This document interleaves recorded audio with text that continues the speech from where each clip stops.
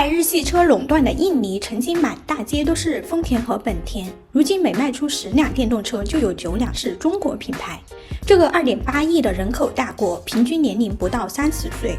在这样一个年轻的国家，汽车市场正经历一场重塑。为什么印尼年轻人突然不爱日本车了？中国汽车靠什么打动他们？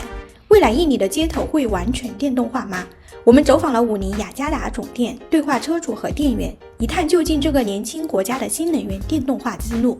几十年来，印尼一直是日本车的天下，丰田和本田等品牌牢牢霸占印尼市场。在电动汽车还没有起色的2021年，全印尼销量排名前7的汽车品牌全部都来自于日企，占据高达91.7%的市场份额，连欧美汽车都没有生存空间。印尼汽车市场就像一场残酷的淘汰赛，这些年已经有不少国际大牌撑不下去退场了。最典型的要数法国标致，在印尼苦撑52年，最终因年销量不足200辆黯然离场。同样命运的还有日产砍掉了达特厂生产线，通用汽车也撤走了雪佛兰。日本车企能够霸占印尼市场，主要还是因为市场布局早，性价比更高，以及供应链出海。不过市场格局有了微妙的变化，转折点出现在2022年。这一年，中国武宁电动车一举拿下印尼新能源市场78%的份额。自2022年推出电动车以来，武宁在印尼已累计售出超3万台电动车，是印尼现阶段电动车保有量最高的品牌。我拉了印尼近几年的销量数据，从2022年到今年5月，日系品牌在印尼的市场份额从90%跌到70%，相反，中国品牌的份额在短短3年间从5%上涨到20%。在电动汽车崛起的时代，随着武宁、比亚迪一众中国品牌的入局，这个被日系品牌统治多年的市场正在被中国电动车企一点点撬开。但最让人意外的是，在一项街头路人的随机采访中，国民神车武宁在10几个中国品牌中脱颖而出，成为印尼民众的首选。Oh ya wuling yang sering sih sebenarnya. Ini aku tempel aja ya. Oke, silakan. Wuling ya. Saya baru coba wuling ya. 武宁之所以在印尼成功，主要还是复制了日本车企的模式，走前人的路，让前人无路可走。早在2015年，武宁就进驻印尼，投资7亿美元建厂，最初年销量5000辆左右。最懂人民的武宁很明白，汽车出海得学会入乡随俗才能卖得好。印尼和中国虽然都是人口大国，但用车习惯大不一样。印尼家庭普遍人丁兴旺，一家子出门动不动就是7、8口人。再一个，印尼道路建设不佳，路况较差，像 MPV 宽敞的空间、高底盘和多功能性更能满足印尼消费者需求。武宁通过推出适应印尼家庭需求的7座车型 Comfort， 逐渐打开了市场。这还不算完，武宁接着又推出了一系列为印尼家庭量身定制的车型。标致雪佛兰败退印尼，归根到底是没搞懂印尼人民需要什么。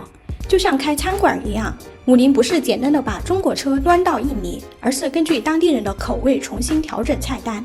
正是靠着这份用心，才让武宁在印尼市场越卖越好。武宁第一款纯电车秦空 EV 2022年在印尼一上市就一炮而红，售价不到10万人民币，比同级日系车便宜近半。更贴心的是支持家用充电，解决了印尼充电基础设施不足的痛点。武宁还推出开斋节24小时救援服务，俘获了当地穆斯林用户的心，精准抓住当地需求。秦空 EV 上市第1年就卖出8000多台。销售经理告诉我们，很多印尼年轻人选择武宁，因为月供比本田摩托车还低，大学生都买得起。看看印尼的人口金字塔，你可以想象印尼的消费力有多强。印尼2.8亿人口里，30岁以下的年轻人占了一大半。武宁迷你电动车就像一辆乐高汽车，精准踩中印尼年轻一代的消费者。我们在雅加达武宁门店里遇到一对父女，刚好来提武宁宾果，两父女都非常中意宾果 EV， 准备买给女儿作为上大学的通勤车。He is my child, father from. Yes. She just told me you and she both decided to choose the Bingo EV. Yes. Both you like Bingo EV than other brand. Yes.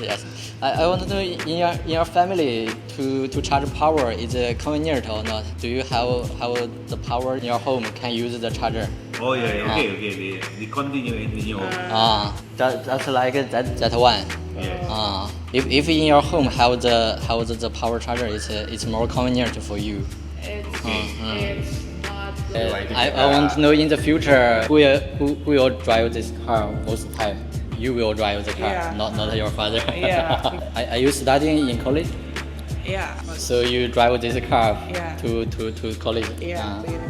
Do you have other brand car? Mazda. Because I don't like it now. Because the pollution.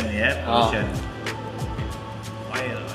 You drive oil car, yeah. 东南亚电动车市场竞争白热化，印尼政府直接放大招，从补贴到投资，推出了一揽子利好电动化的政策。五菱凭借扎根10年的优势，第一个吃到了这些政策红利，仅用4个月就搞定了本地化魔法电池。当其他车企还在填申请表时，五菱已经量产了。有了政策东风的加持，从建厂到售后，五菱把整个产业链都搬到了印尼。这种深度本土化，连日企都直呼内行。靠着先发优势、亲民价格和电动化风口，五菱成功抓住了印尼人民的心。在雅加达拥挤的街头，一个有趣的现象正在发生：蜜雪冰城门口排着长队，出租车司机主动聊比亚迪。这个年轻的人口大国，中产阶级不断壮大，消费欲望肉眼可见的膨胀，包括对来自中国的新兴电动车。现在走在雅加达街头，虽然满眼还是丰田和本田，但细心的人会发现，越来越多的五菱电动车开始出现在大街小巷，还有比亚迪、名爵、东风小康。印尼作为100万新车市场，新能源渗透率还不足2%，这场争夺战才刚刚开始，而中国品牌已经拿到了入场券。